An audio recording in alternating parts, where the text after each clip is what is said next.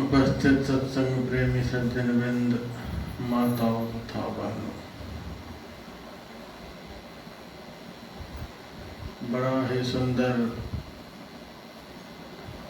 कार्यक्रम गुरु महाराज की कृपा से यहाँ चल रहा है। इस कार्यक्रम के द्वारा ही समाज का कल्याण हो सकता है, उद्धार हो सकता है। इस कार्यक्रम के सीधा परमात्मा के साथ जुड़ जाता है। जितने बड़े आदमी से लोग जुड़ता है, उतनी ही उनकी संपन्नता बढ़ती है। समाज में देखते हैं, एक विधायक के पास जिनका बैठना उठना होता है, वह अपने को कितना बड़ा आदमी समझता है।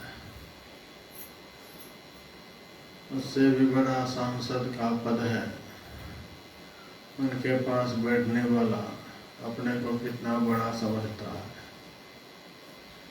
मुख्यमंत्री के साथ जिनका बैठना उठना हो, वह अपने को कितना बड़ा समझेगा।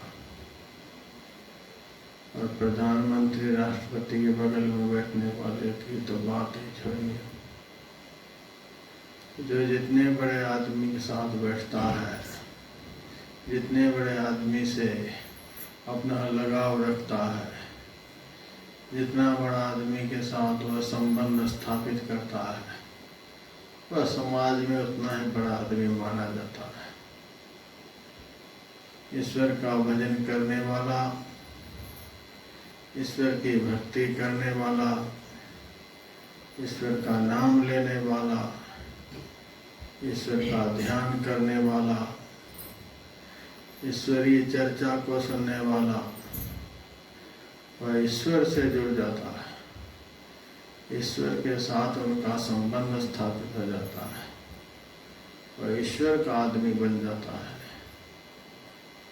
और मैं नहीं जानता कि अखिल विश्व ब्रह्मांड में ईश्वर से भी बढ़कर कोई शक्ति है। सामने संसार की सारी शक्ति तुच्छ हो जाती है। अभी आप लोग देख रहे हैं, एक कोरोना वायरस फैला हुआ है। उसके संक्रमण से सारी दुनिया, किसी भी वैज्ञानिक का, किसी भी डॉक्टर का, किसी भी लीडर का दिमाग काम नहीं कर रहा है। कितने महीने हो गए, देश की हालत, दुनिया की हालत खराब होती चली जा रही है। कितने लोग इस संक्रमण से मर गए, लेकिन कोई रास्ता नहीं सूझ रहा है। यह भी एक देश का संकट ही है। इस संकट को टालने का सामर्थ्य किसी में नहीं, प्रयास सब कर रहे हैं।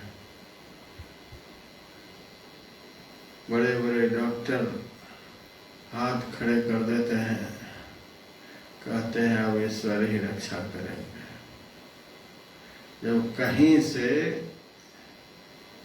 कोई उपाय नहीं सूझने लग जाता है, तब आखिर में ईश्वर की याद आ जाती है, अब ईश्वर ही बचाएंगे।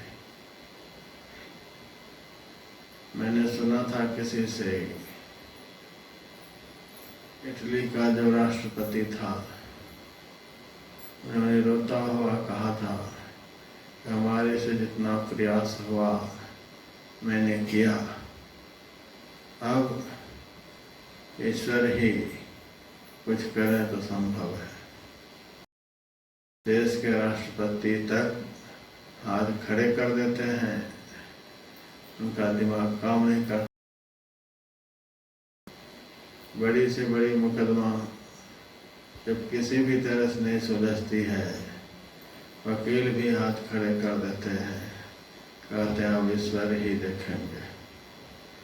आखिर में जाकर के ईश्वरीय शक्ति का भरोसा सबको करना ही पड़ता है।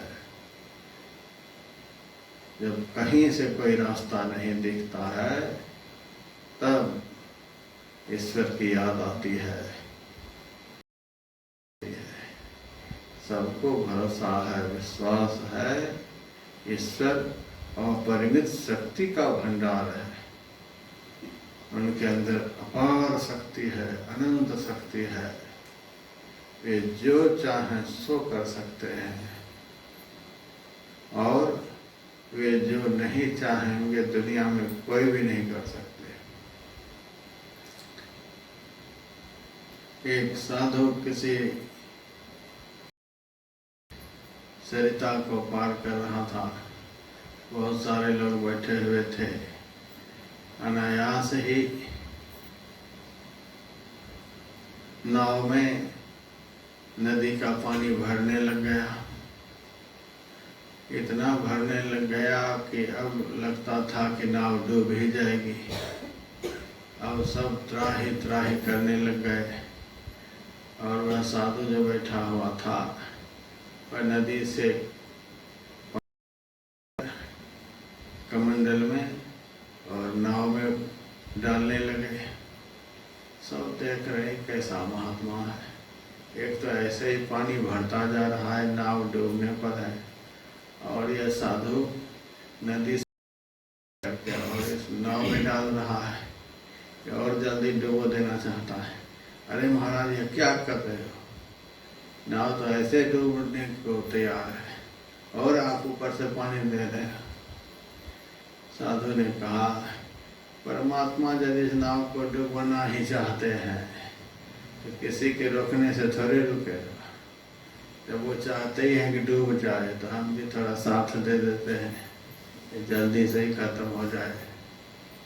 उनकी इच्छा है कि डूब जाए, तो उनकी इच्छा के खिलाफ दुनिया में कौन चल सकता है, कौन बचा सकता है?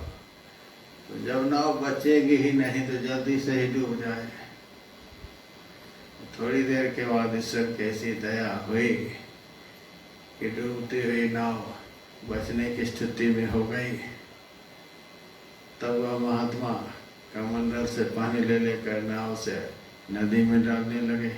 अब क्या कर रहे हो? कहा, ईश्वर अब बचाना चाहते हैं तो हम भी बचा रहे हैं। ईश्वर जो चाहेंगे वही होगा, ईश्वर जो नहीं चाहेंगे सो नहीं हो सकता। तो सबसे अधिक शक्तिमान ईश्वर है, परमात्मा, उससे ज्यादा शक्तिशाली कोई नहीं। जो चेतन कह जड़ करई, जड़ई करई चैतन्य, अस समर्थ रघुनायक ही भजहि जीवते धन्य। जो चेतन को जड़ बना सकते हैं, जड़ को चेतन बना सकते हैं, ऐसे सामर्थ्यवान को ये धन्य हो जाते हैं। कितनी बाढ़ आ गई इस नदी में, कितनी लकड़ियां बह गई, कितने का नुकसान भी हुआ होगा, लेकिन किसी में ताकत है कि कहे भगवान। यहाँ तो कम देख रहे हैं। बिहार से कभी फोन आता है, बंगाल से कभी फोन आता है, कभी उड़ीसा से फोन आता है, महाराज यह गांव, इस क्षेत्र में बाढ़ आ गई, बड़ा भारी नुकसान हो गया। कितना नुकसान बाढ़ में हो जाता है, लेकिन कोई ये कह सकता है कि ईश्वर ने क्यों ऐसा कर दिया। चलो ईश्वर के ऊपर मुकदमा दर्ज कराओ, चाहे ईश्वर का नाम लेकर के उनका पुतला ही जला दो। क्यों ईश्वर ने ऐसा किया? सारी दुनिया को मिटा देंगे तो भी ईश्वर के खिलाफ कोई बोल नहीं सकता है। जिनके खिलाफ बोलने की हिम्मत किसी में नहीं, उसी को ईश्वर कहते हैं। आज प्रधानमंत्री जी कुछ करना चाहते हैं, अच्छा ही करते हैं, तो भी विपक्षी लोग उससे कुछ बोल जाता है। लेकिन उस विपक्षी के ऊपर कोई कानून कार्रवाई नहीं कर सकते। चोर कह देते हैं, कुछ भी कह देते हैं, क्या क्या कह देते हैं, लेकिन कोई कुछ बोलता नहीं है, क्योंकि इस देश का संविधान ही ऐसा बना हुआ है। राष्ट्रपति को भी कोई गाली दे दे, प्रधानमंत्री के लिए भी कोई कुछ बोल जाए, विपक्षी इसीलिए है। लेकिन ईश्वर के विपक्ष में कौन खड़ा हो सकता है? ईश्वर के विपक्ष में खड़ा होने की ताकत किसी में नहीं है। एक ही क्षण में राजा को रंक बना देंगे, रंक को राजा बना देंगे।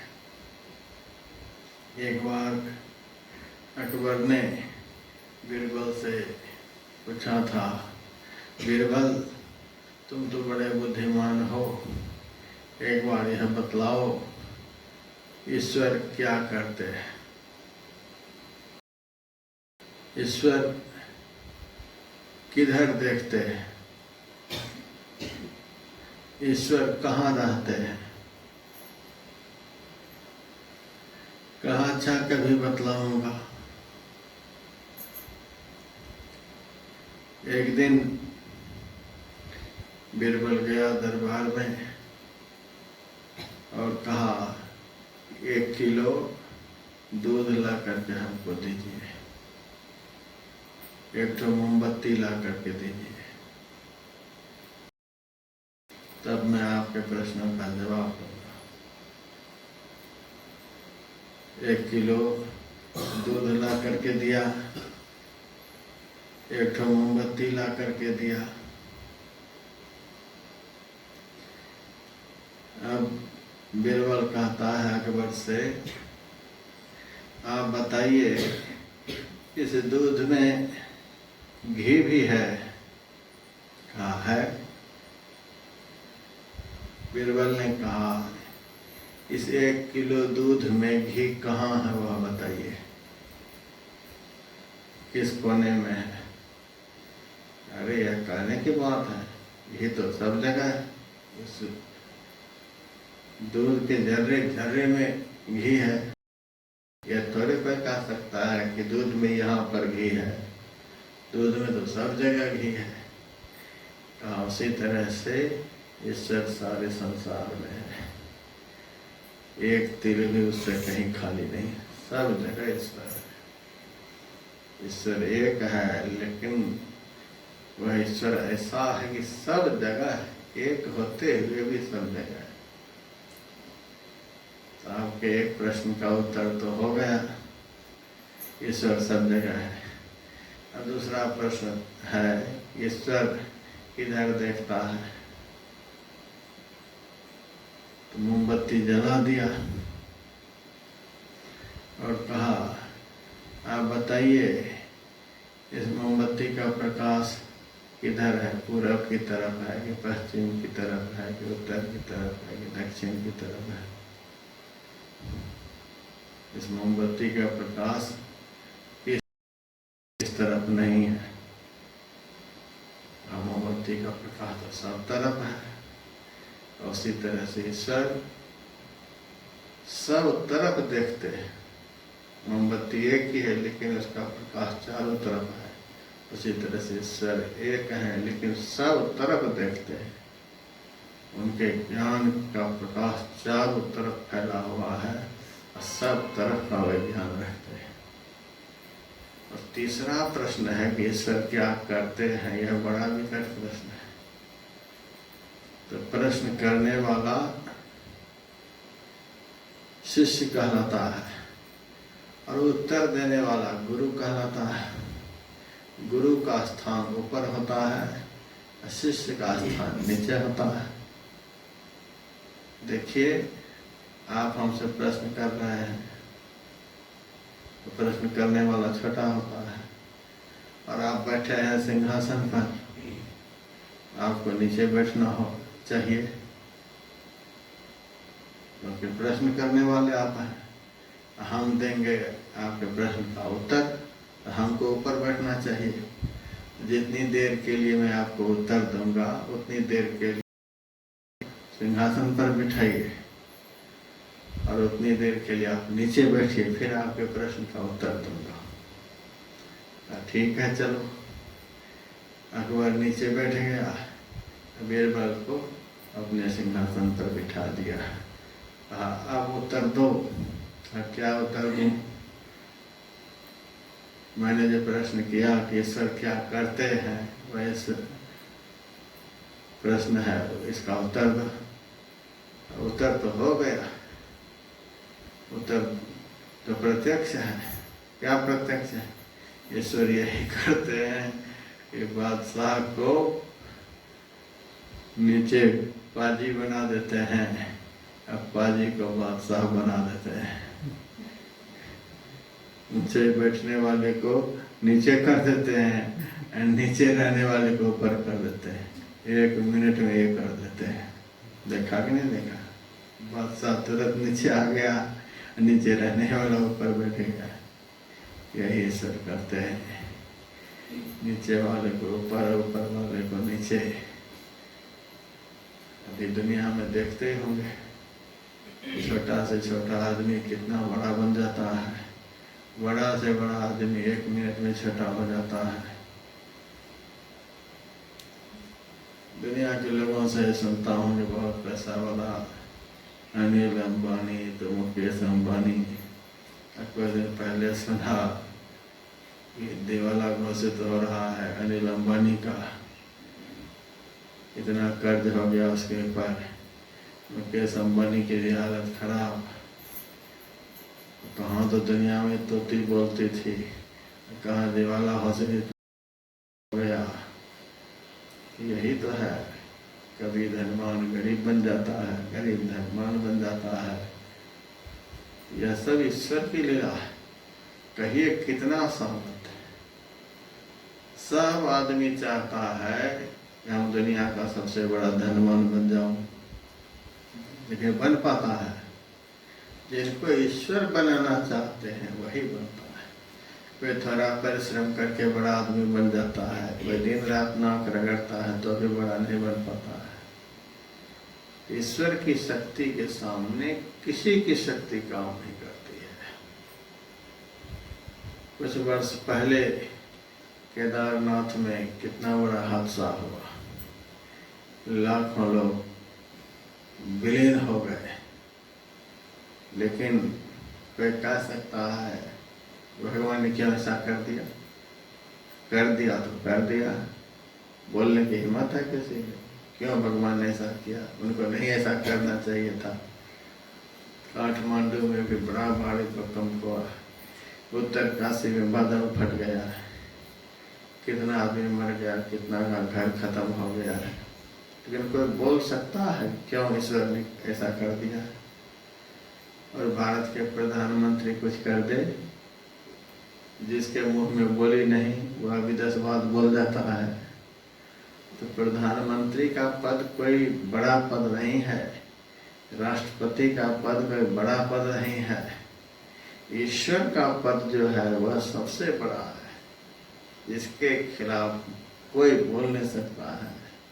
जिसकी बराबरी कोई आ नहीं सकता है।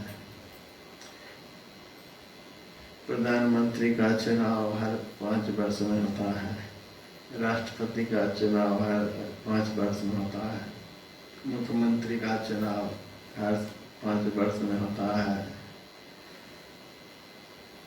एक से एक प्रधानमंत्री बनते हैं, एक से एक राष्ट्रपति बनते हैं, लेकिन आज तक आपने सुना कि परमात्मा के लिए भी चुनाव होता है?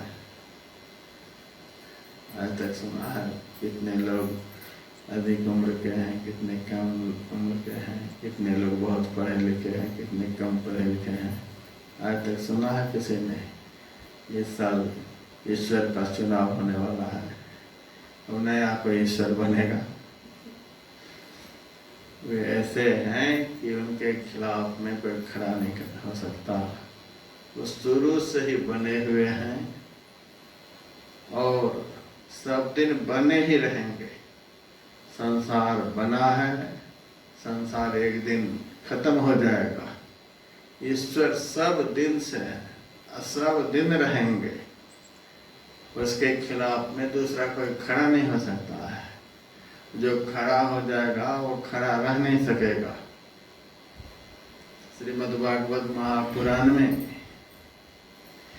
एक राजा का चरित्र है, जिस राजा का नाम था पौंड्रक। भगवान श्री कृष्ण के प्रति बड़ा ईर्ष्या का भाव रखता था। उन्होंने एक बार अपना रूप बना लिया भगवान कृष्ण के जैसा। ऐसा रंग पाउडर सब शरीर में लगा लिया कि शरीर श्यामला दिखने लगा। उसके बाद 2 नकली हाथ लगा लिया, वह भी चतुर्भुजी हो गया। उसके बाद मोर मुकुट सिर पर धारण कर लिया, एक हाथ में बांसुरी भी रख लिया, पीताम्बर पहन लिया, में ले लिया, मिला जुला करके अपना रूप ठीक भगवान कृष्ण के जैसा बना लिया। उसके बाद असली भगवान कृष्ण जो द्वारिका में थे, उनके पास दूत भेजा कि जा करके उनसे कहो तुम झूठा वासुदेव हो, असली वासुदेव मैं हूँ। यदि तुमको अभिमान है कि मैं सच्चा वासुदेव हूँ तो मेरे से युद्ध करो।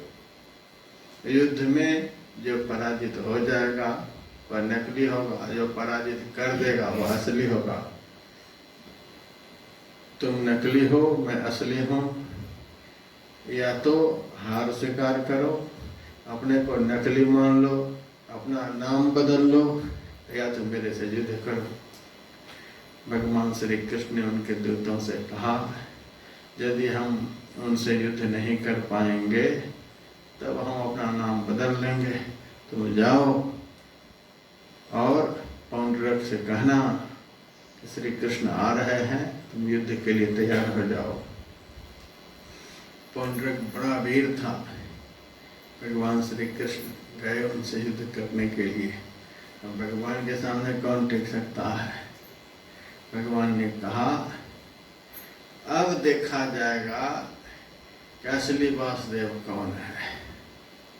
सुदर्शन चक्र तो तुम्हारे पास भी है, तो सुदर्शन चक्र मेरे हाथ में भी है। तुम भी सुदर्शन चक्र को छोड़ और मैं भी छोड़ता हूँ। अब देखता हूँ किसका सुदर्शन चक्र कौन सा काम करता है। अब उनका तो नकली था, और छोड़ने से क्या होगा वह तो देखेगा। भगवान श्री कृष्ण ने जब सुदर्शन चक्र छोड़ा, सबसे पहले तो उसके माथे पर जो मोर मुकुट था उसको उड़ा दिया। कहा अब तो मोर मुकुट खत्म हो गया। उसके बाद और देखो क्या होता है। फिर चक्र उनका नकली जो दोनों हाथ था उसको उड़ा दिया। उसके बाद पीताम्बर जो पहन रखा था उसको खत्म कर दिया। उनके नकली सुदर्शन चक्र को काट कूट करके हटा दिया, बांसुरी को काट कूट करके हटा दिया। कहा अब तू बोलने वाला रह गया है, तू कह रहा है मैं असली वासुदेव हूँ, अब देख हमारा सुदर्शन चक्र क्या करता है। अब वही सुदर्शन चक्र पुंडरक का सिर काट करके हटा दिया। कहा जिनके आश्रित रहकर तो मेरे से युद्ध करने को इतना बड़ा समझता था, अब उनको भी मैं नहीं छोड़ूंगा। जो गलत आदमी का साथ दे, जो गलत आदमी के साथ बैठे उठे, वो अभी कम अपराधी नहीं होता है। तुम्हारा मित्र जो काशी राज है उसको भी मैं दिखाता है।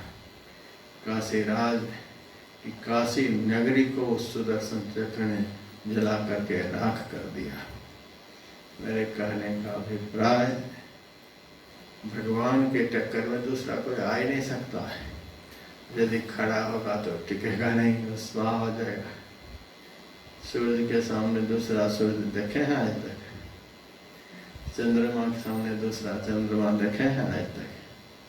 भगवान का बनाया हुआ जो प्रकाशमान सूर्य है, उसके टक्कर में भी दूसरा कोई प्रकाशमान पदार्थ नहीं हो सकता है।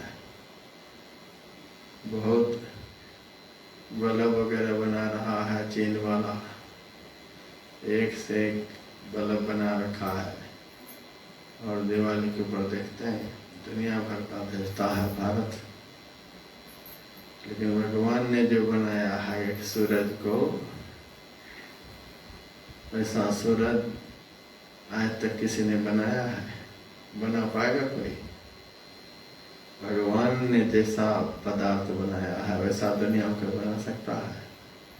सूरज को बना सकता है? चंद्रमा को बना सकता है? तारा को बना सकता है? कोई नहीं बना सकता है। और दुनिया का कोई भी वैज्ञानिक परमात्मा के बनाए हुए पदार्थ को कुछ भी बना दे।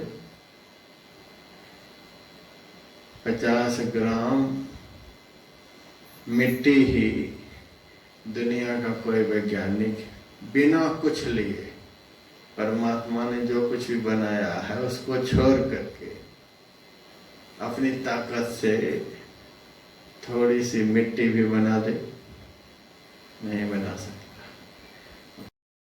यह संसार बनाया है किससे क्या लेकर के बनाया है? किसी से कुछ लेकर के नहीं बनाया,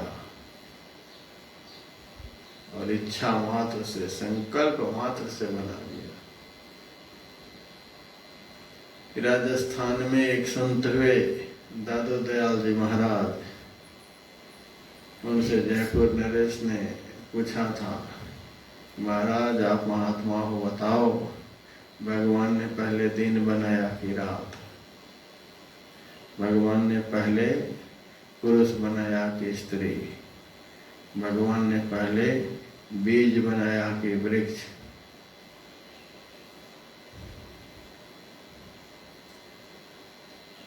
दादू दयाल जी महाराज ने कहा, के बाद दूसरी चीज बनाने वाला जो होता है वह तो कमजोर आदमी होता है। पहले यह बनाया, फिर वह बनाया, फिर वह बनाया।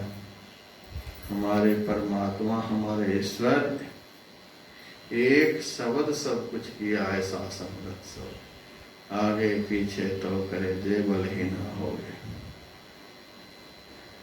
खुदा ने कहा हो गया, कि संकल्प से सब कुछ एक ही बार में बन गया।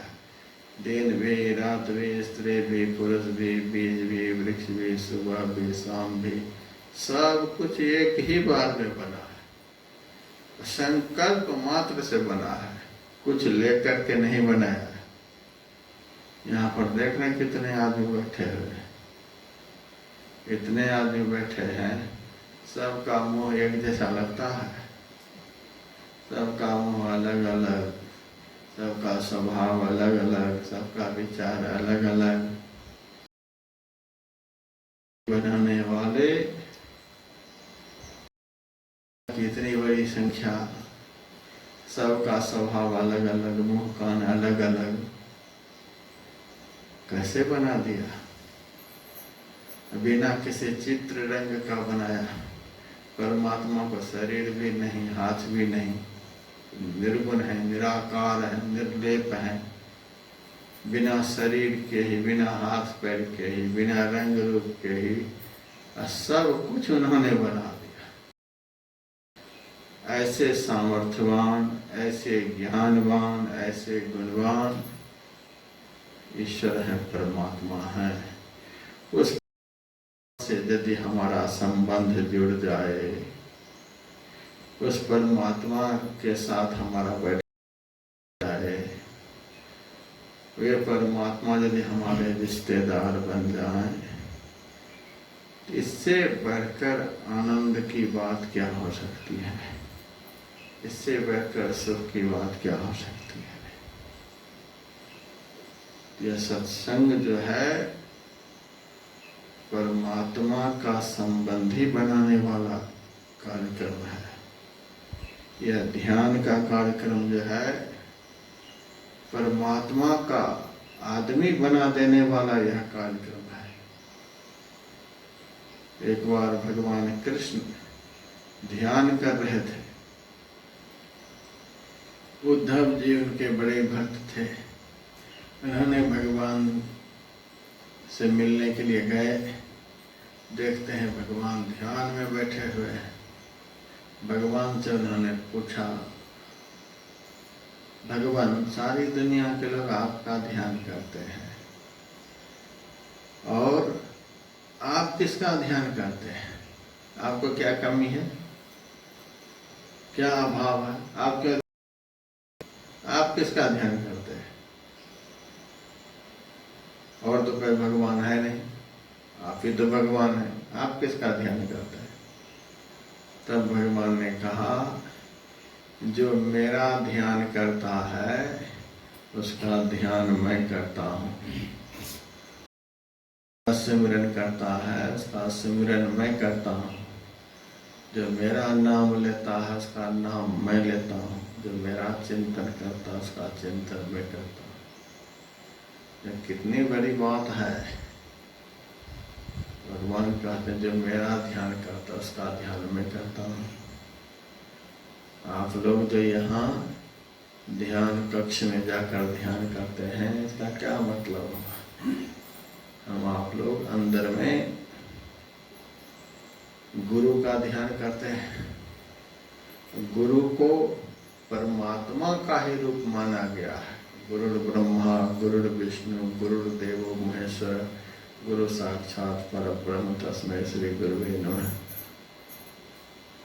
परमात्मा तो निर्गुण निराकार है।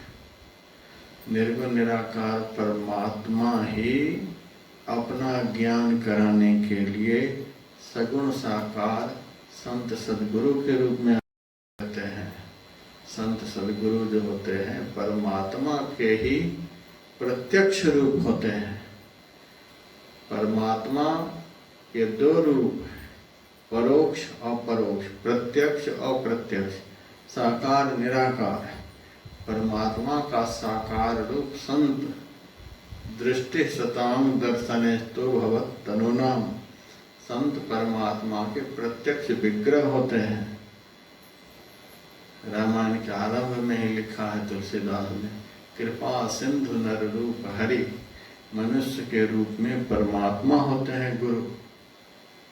तो गुरु का ध्यान करना परमात्मा का ध्यान करना है। हम लोग आंख बंद करके गुरु का ध्यान करते हैं, अर्थात परमात्मा के ही सगुण साकार रूप का ध्यान करते हैं। तो भगवान कहते हैं जब मेरा ध्यान करता उसका ध्यान मैं करता हूँ। अंदर में हम लोग गुरु रूप परमात्मा का ही ध्यान करते हैं। सब जगह परमात्मा है। जैसे मैंने पहले बताया कि दूध के सब जगह घी है, उसी तरह से ईश्वर सब में है। इस रूप में भी ईश्वर है। इस रूप का हम लोग ध्यान करते हैं, यह रूप भी ईश्वर का ही रूप हुआ। ईश्वर का ध्यान करते हैं, परमात्मा का ध्यान करते हैं। भगवान कहते हैं जो मेरा ध्यान करता है उसका ध्यान मैं करता हूँ। तो हम ईश्वर का ध्यान करते हैं और ईश्वर हमारा ध्यान करता है। जिनका ध्यान ईश्वर करे उसका दुनिया में कौन बाल बांका कर सकता है।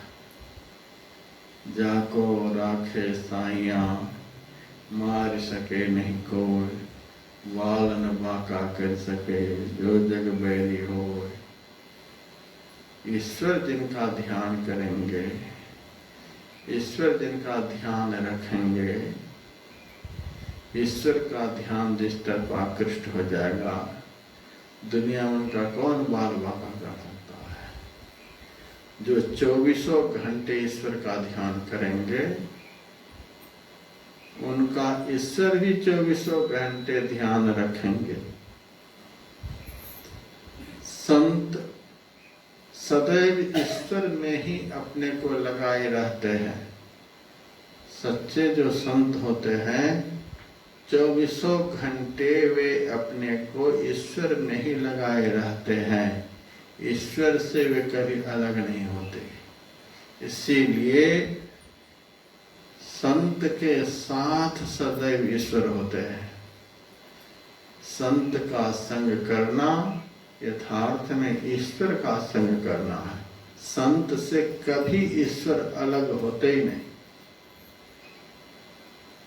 संत सदैव ईश्वर में मन को लगाए रहते हैं और ईश्वर सदैव संत को देखते रहते हैं। इसीलिए संत की ऐसी महिमा है कि लंगोटी पहने हुए भी हैं। इतना सामर्थ्य है, देश के प्रधानमंत्री का भी सिर वहां झुकता है, देश के राष्ट्रपति का भी सिर वहां झुकता है। आप लोग 5 अगस्त को देखे होंगे,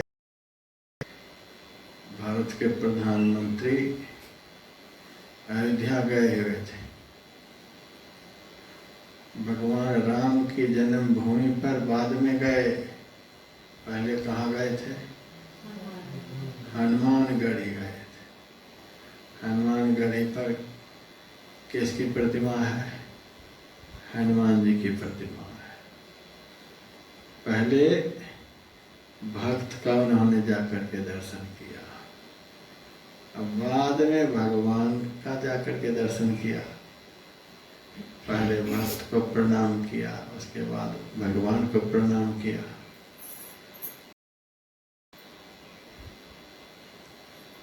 क्यों किया? भगवान से कौन मिला सकते हैं, भगवान तक कौन पहुंचा सकते हैं, भगवान का दर्शन कौन करा सकते हैं? भगवान का दर्शन भगवान के प्यारे भक्त ही करा सकते हैं। भगवान का दर्शन संत ही करा सकते हैं। तो हनुमान जी संत हैं। राम लखन सीता मन बसिया, हनुमान चालीसा में हम लोग पढ़ते हैं। सीता राम लक्ष्मण सदैव हनुमान जी के हृदय में निवास करते हैं। राम द्वारे तुम रखवारे, होतन आज्ञा बिन पैसारे। राम के दरबार में यदि कोई जाना चाहता है, किनसे आदेश लेकर के? जो राम के दरवाजे पर दिन रात खड़ा रहता है, द्वारपाल है राम के दरबार के हनुमान जी। तो द्वारपाल से आदेश लिए बगैर कोई दरबार के अंदर नहीं जा सकता, राजा से नहीं मिल सकता। इसी तरह से परमात्मा से यदि किसी को मिलना हो, परमात्मा का यदि किसी को दर्शन करना हो, तो पहले पड़ेगा। संत से मिले बगैर कोई परमात्मा से मिल ही नहीं सकता। हनुमान जी का रूप कैसा है? हम लोग प्रतिमा में देखते हैं, भले ही हनुमान जी का रूप बंदर कैसा बना दिया है, बंदर का रूप है हनुमान जी का। अब भारत का प्रधानमंत्री उस बंदर को गए हैं प्रणाम करने के लिए। आदमी तो बहुत है। आदमी तो अपने ही देश में कहते हैं 135 करोड़, उससे भी ज़्यादा हो रहा है। लेकिन जितनी श्रद्धा से, जितनी निष्ठा से एक बंदर को वे प्रणाम कर रहे थे, उतनी श्रद्धा उतनी निष्ठा से आज तक आपने देखा है उनको किसी आदमी को प्रणाम करते हुए? बंदर को प्रणाम कर रहे हैं, और साधारण बंदर है। यदि बंदर भी भगवान का दर्शन कर ले, यदि बंदर भी भगवान का भजन कर ले, तो वह बंदर भी इतना पूजनीय हो जाता है कि देश का प्रधानमंत्री मत्था टेकने के लिए जाता है। देश के प्रधानमंत्री उनकी आरती उतारने के लिए जाता है। ये भक्ति की महिमा है, उनके हाथ की गदा की महिमा है। हनुमान जी के हाथ में गदा है, इसीलिए कोई डर के मारे मोदी जी गए थे प्रणाम करने के लिए। मोदी जी ने तो सुनते हैं कि 5 ठो कि 6 ठो राफेल ला करके भारत में धर दिए, तो उसमें ज़्यादा ताकत है कि गदा में ज़्यादा ताकत है? 1 करोड़ गदा को एक राफेल कहाँ उड़ा करके फेंक देगा पता नहीं। ऐसा ऐसा कितना ला करके रख दिया है। तो गदा के डर से गए थे मोदी जी प्रणाम, गदा के डर से आरती उतार रहे थे। यह नहीं कह सकते। हनुमान जी भगवान के भक्त थे, उन्होंने भगवान का भजन किया था। बंदर के शरीर से भी, एक बंदर भी यदि भगवान का भजन करे तो भजन करने वाले इतने महान हो जाते हैं, इतने पूजनीय हो जाते हैं, इतने आदरणीय हो जाते हैं कि देश के प्रधानमंत्री उनकी आरती उतारते हैं। देश के प्रधानमंत्री माथा झुकाते हैं। आदमी यदि भगवान का भजन करे, आदमी का कितना महत्व बढ़ेगा बताइए। लेकिन आदमी नहीं भजन करेगा। बंदर भजन करके अपने को महान बना लिया। भजन का महत्व मनुष्य समझ नहीं रहा है। भजन में ज्यादा सामर्थ्य है कि दुनिया के धंधों में ज्यादा सामर्थ्य है। हनुमान जी ने भगवान का भजन किया। हनुमान जी खेती किए थे, हनुमान जी व्यापारी थे, हनुमान जी कोई फैक्ट्री चला रहे थे। हनुमान जी के पास में क्या है? एक भी पैसे हनुमान जी के नाम से बैंक में है? हनुमान जी के झोला में देखिए कुछ मिलेगा? कमंडल में कुछ मिलेगा? झोला तो रखते ही नहीं थे, और कमंडल भी नहीं रखते थे। कमंडल यदि अपने पास रखते तो कालनेमी के पास पानी मांगने के लिए क्यों जाते? अपने ही ले आते पीने के लिए, अपने साथ में रखते। हम लोग भी कमंडल रखते हैं साथ में, मांगना नहीं पड़ता है। हनुमान जी को प्यास लगती है तो उनको पानी के लिए जाना पड़ता है किसी के पास। इतने त्यागी संत हनुमान जी, उनके हाथ में कमंडल नहीं, जलपात्र नहीं, लेकिन सामर्थ्य कितना है कि दुनिया के लोग प्रणाम करते हैं। बड़भागी अंगद हनुमाना, चरण कमल चापत विधि नाना। भगवान का भजन करते करते कितने महान हो गए। हम लोग भजन का महत्व नहीं समझ रहे हैं। सोचते यह काम करेंगे तो बड़े हो जाएंगे, यह काम करेंगे तो बड़े हो जाएंगे, वह काम करेंगे तो बड़े हो जाएंगे। हनुमान जी कौन सा काम किए थे? यह तो कहना ही पड़ेगा हनुमान जी ने भजन किया था। तो भजन करने से बड़े आदमी बनते हैं, कि दिन रात संसार के प्रपंच में उलझे रहने से आदमी बड़े बनते हैं। संसार का भी काम जहाँ तक हो सके करें, लेकिन साथ साथ भजन भी करें। साधु संत महात्मा ने यह नहीं कहा कि मेरी तरह तुम भी कमंडल उठा करके जंगल निकल जाओ, पुत्र के साथ रहो, स्त्री के साथ रहो, घर में रहो, परिवार में रहो, शरीर से काम करो। मन से तो कुछ ना कुछ सोचते ही रहते हो। शरीर को काम में लगा करके रखो और अपने मन को राम में लगा करके रखो। मन ही मन, दीक्षा के समय जो मंत्र बतलाया गया है, मन ही मन मंत्र जपते रहो, शरीर से काम करते रहो। कितना सस्ता काम है। शरीर से काम भी हो रहा है और अंदर अंदर भजन भी चल रहा है। बोल बोल करके नाम लो, चाहे मन ही मन नाम लो, किसी भी तरह से नाम लो, भजन ही कहलाता है। और समय निकाल निकाल करके बैठ करके भी भजन करो। कोई देर बैठ करके करो, फिर कोई देर चलते फिरते हुए, कोई देर काम धंधा करते हुए, काम भी हो रहा है, भजन भी हो रहा है। कछुवी को आप लोग देखे ही होंगे, देखे हो तुम सब कछुवी को? नहीं देखे हो? कछुवी कछुवी जो होती है, क्या बोलते हो इधर?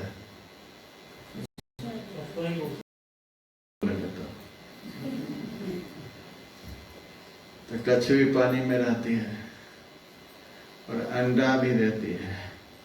अंडा वो पानी में नहीं देती है। मछली की तरह कछुवी अंडा नहीं देती है। कछुवी सूखी जमीन पर अंडा देती है, रहती है पानी में,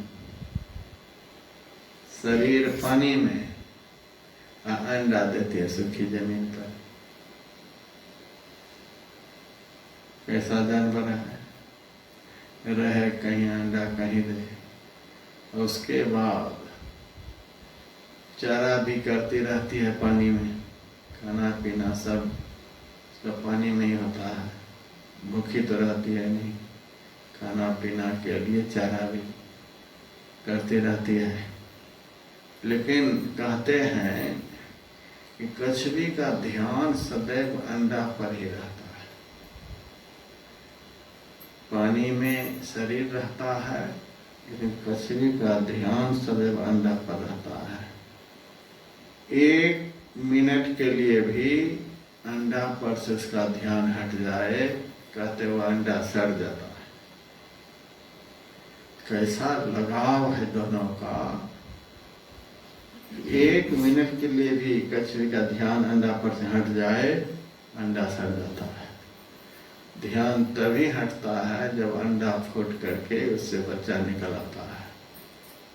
जब तक बच्चा नहीं निकल आता और बच्चा निकल करके जब पानी में कछुवी के पास ही आ जाता है, तब तो साथ में ही है, फिर कहने की कोई बात ही नहीं। लेकिन जब तक अंडा फूट करके बच्चा नहीं निकल आता है, तब तक कछुवी का ध्यान सदैव अंडा पर ही। शरीर पानी में, खाना पीना पानी में, और अंडे की देख रेख वहीं से। कमठ दृष्टि जो लावई, सो ध्यानी परमान। सो ध्यानी परमान, सूखे में अंडा देवे। सूरज से अंडा सेवे, आप रहे जल माहे, सूखे में अंडा देवे। कछुआ की तरह, कछुवी की तरह जो ध्यान लगाता है, वही सच्चा ध्यानी है। सूखे में अंडा देवे, सूखी जमीन पर अंडा और पानी में शरीर, वहीं से अंडा का ध्यान वह करती है, अंडा का सेवन करती है। उसी तरह से घर में रहो, परिवार में रहो, यह संसार क्या है? वो पानी है। पानी में बड़ा हिसाब से रहना पड़ता है, नहीं तो 1 मिनट में डूब जाओगे। पानी में रहने के लिए तैरने की विद्या आनी चाहिए। तैरने की विद्या नहीं तो डूबने में कोई देर नहीं।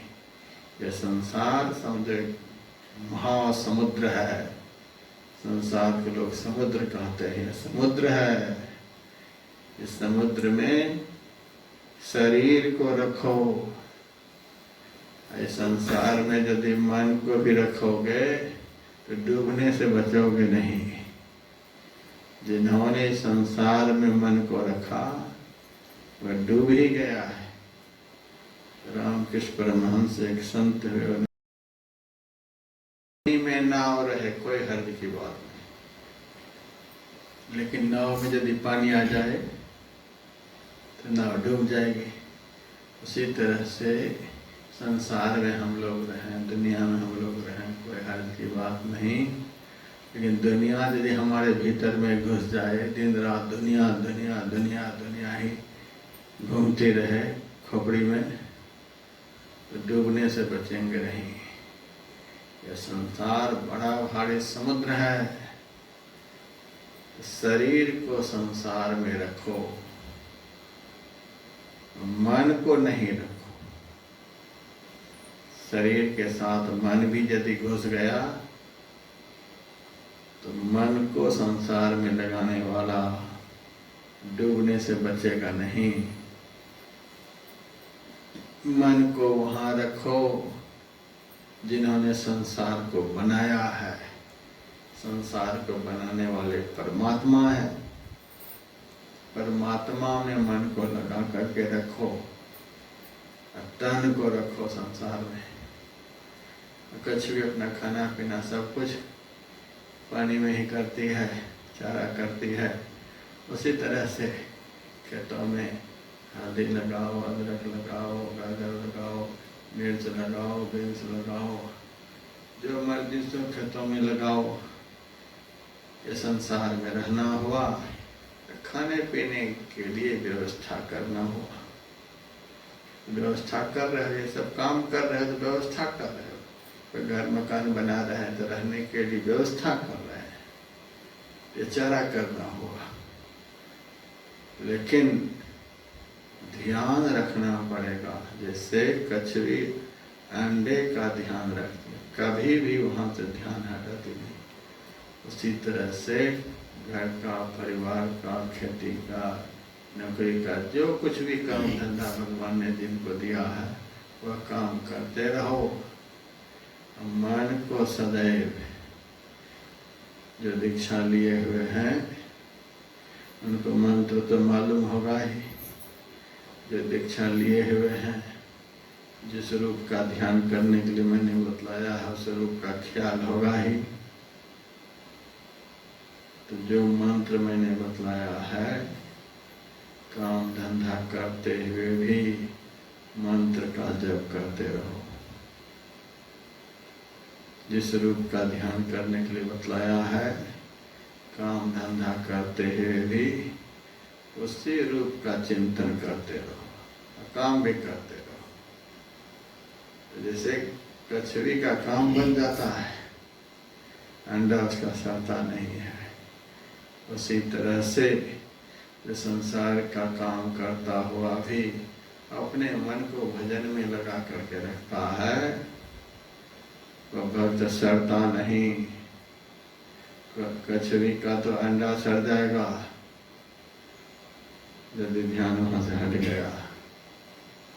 जिसका ध्यान भगवान से हट गया वो आदमी खुद सड़ जाएगा। कछुई का तो अंडा सड़ेगा, हमारा ध्यान यदि भगवान पर से हट गया, इधर उधर चला गया, ये संसार ऐसा है कि हम खुद सड़ जाएंगे। इसका ध्यान रखना पड़ेगा। सड़े हुए पदार्थ से बदबू फैलती है, बीमारी फैलती है। तो जिसका ध्यान भगवान से हट गया वह समाज का सड़ा हुआ आदमी है। और ऐसा सड़ा हुआ आदमी समाज में विकार फैलाता है, रोग फैलाता है, अशांति फैलाता है, बहुत कुछ फैलाता है। जैसे तैसे भगवान में मन को लगा करके रखो।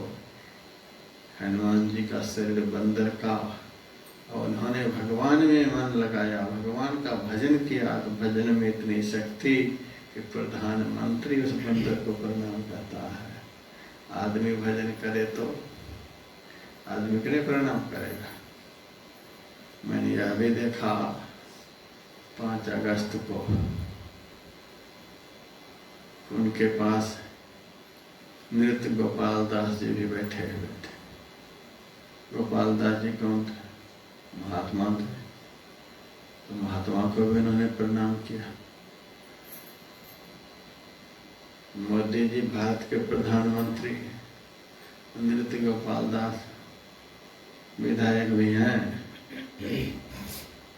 विधायक भी नहीं, प्रधान भी नहीं, एक साथ हुए।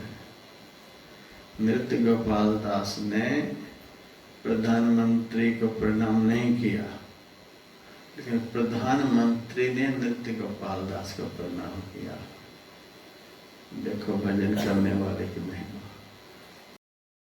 प्रधानमंत्री पहले बंदर को गए प्रणाम करने के लिए, और बाद में संत को प्रणाम कर रहे हैं, साधु को प्रणाम कर रहे हैं।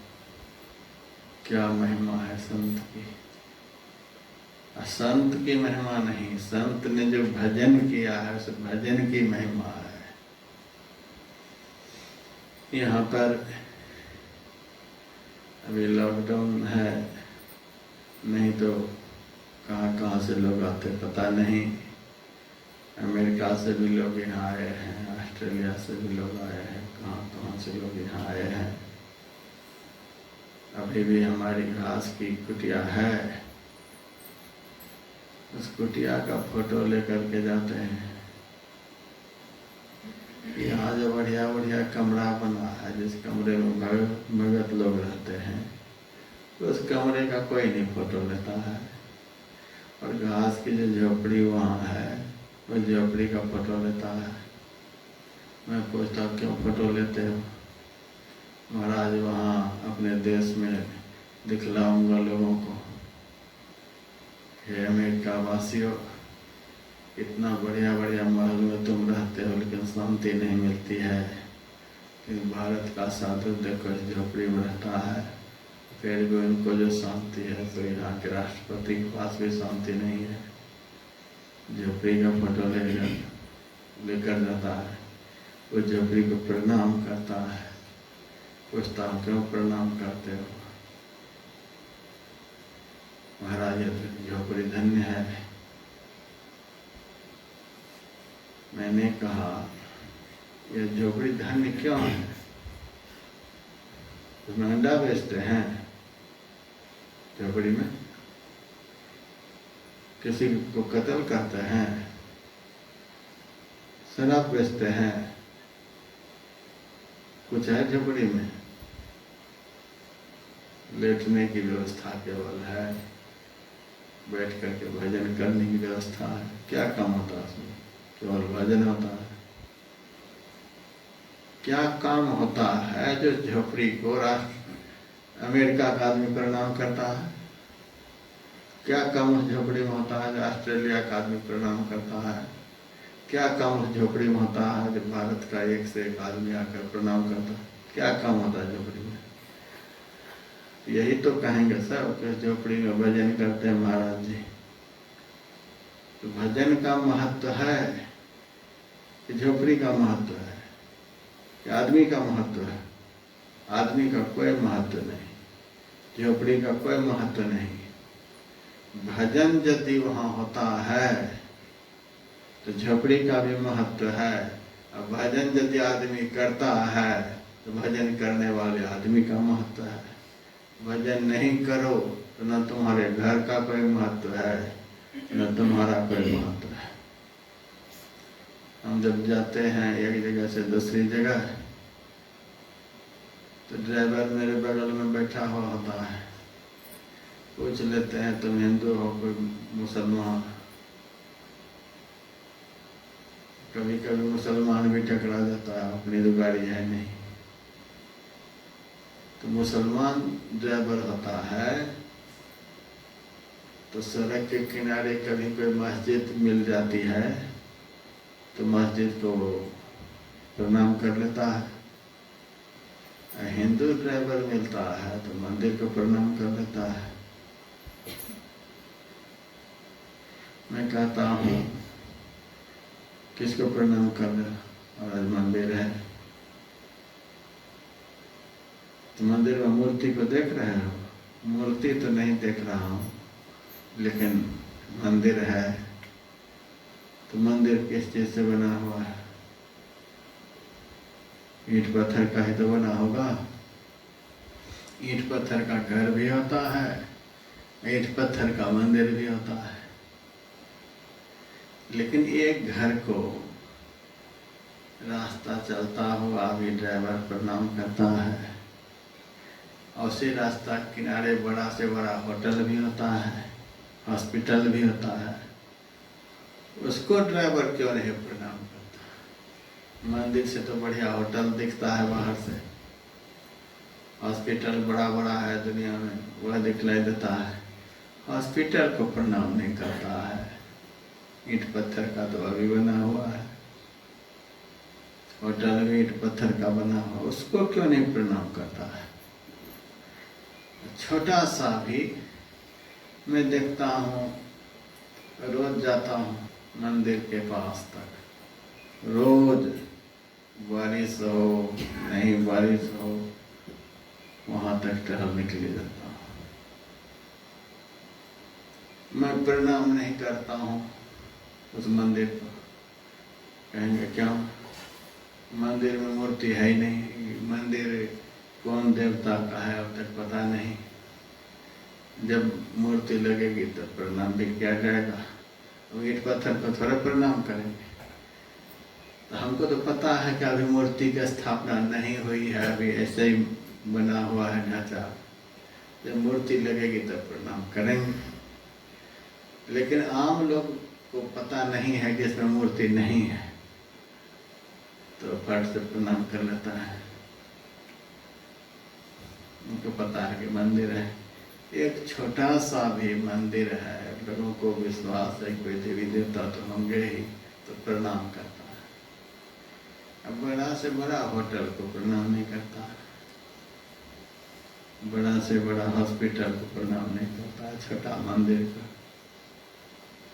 कुछ तो बात जरूर है, जहाँ अच्छा काम होता है वह स्थान प्रणम्य हो जाता है।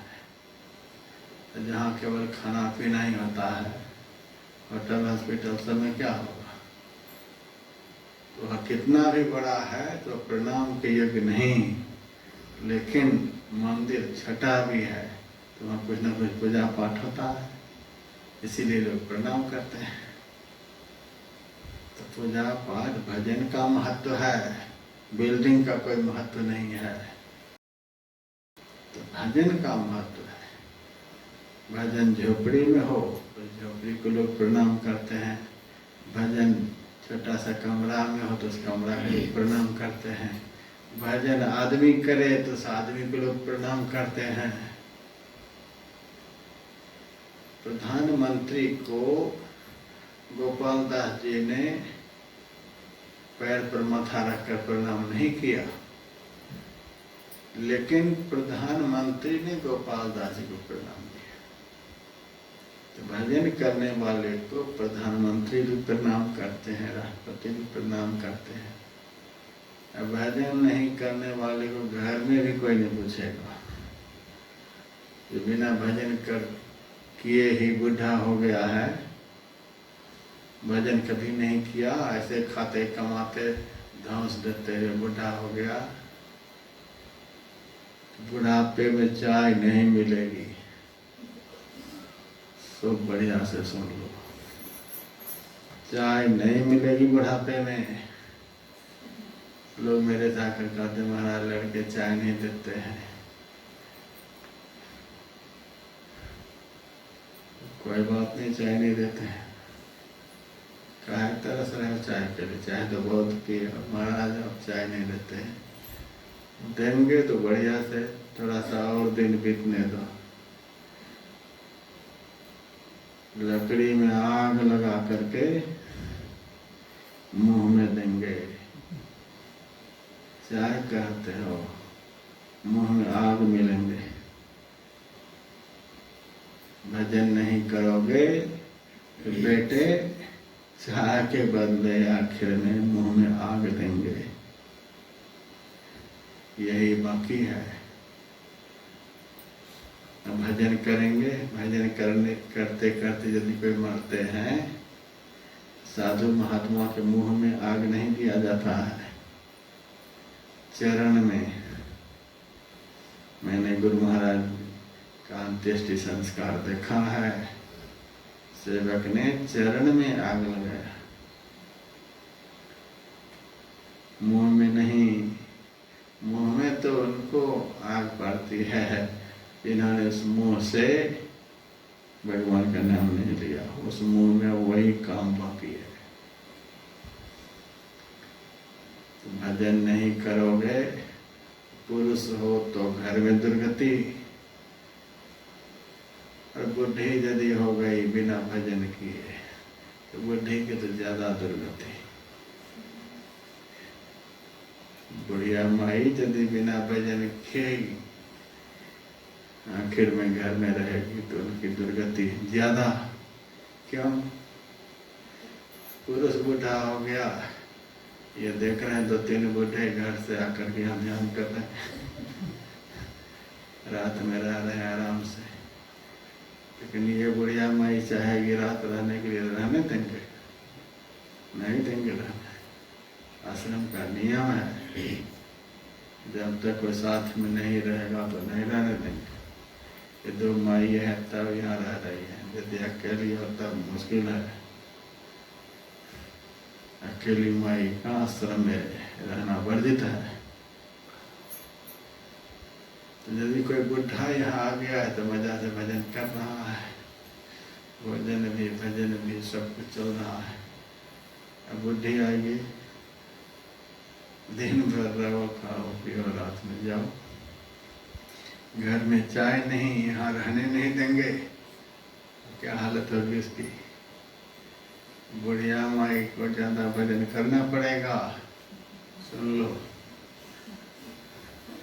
माई, आप ज्यादा भजन करो, भजन नहीं करोगे तो उनको तो घर में ही रहना है। बिना भजन करने वाली बुढ़िया माई के घर में जो बहू आएगी वो भी वैसे ही आएगी कि बस पता चलेगा तो घर में ही काल है। भजन नहीं करोगे तो घर में काल है। तो बुढ़िया माई को तो ज्यादा भजन करना चाहिए। बूढ़े यदि काम भी करेंगे तो चलो वहाँ, नहीं तो यहाँ कर करें, तो इनको तो कोई न कोई रास्ता मिल ही जाएगा। ये भी दिन गिन रहे हैं कब महीना पूरा हो के फिर वहीं जाए। कोई कमी नहीं, हम चाहते हैं कि सब यहीं रहें, कभी नहीं कहेंगे जाने के लिए। कि सब दिन गिन रहे हैं कि महाराज 20 दिन और बच्चे रोज तारीख गिन रहे हैं, कब 2 तारीख पास हो कि घर जाओ। लेकिन वह घर नहीं है, वह यमराज का घर है। असली घर आप लोगों का यह है, जिस घर में भजन हो, जिस घर में सत्संग हो, जिस घर में साधु संत का दर्शन हो, जिस घर में साधु संत का वाणी सुनने को मिले यथार्थ में, वह हमारा घर है। जिस घर में दुनिया भर के आफत पड़ जाए वह तो आफत है और घर नहीं है। तो उस आफत से निकल करके यहाँ ज्यादा आओ। ये मंगल सिंह को देखिए, गए जन्माष्टमी मनाने के लिए और फिर तुरंत आ गए यहाँ। ये अच्छी बात है, इनको पता है कि मंगल तो मेरा नाम है, लेकिन घर में रहने पर मंगल नहीं होगा। मंगल होगा यहाँ आने पर। मंगल का अर्थ कल्याण होता है, यहाँ रहोगे तो कल्याण होगा, नहीं तो नाम तो मंगल है, बिना भजन किए घर में रहोगे तो खडमंगल। इसीलिए मंगल चाहते हो तो सत्संग करो, भजन करो, ईश्वर से किसी तरह से जुड़ करके रहो, कहने का यही भाव है। अब आरती करो, फिर कल सुनाया जाएगा।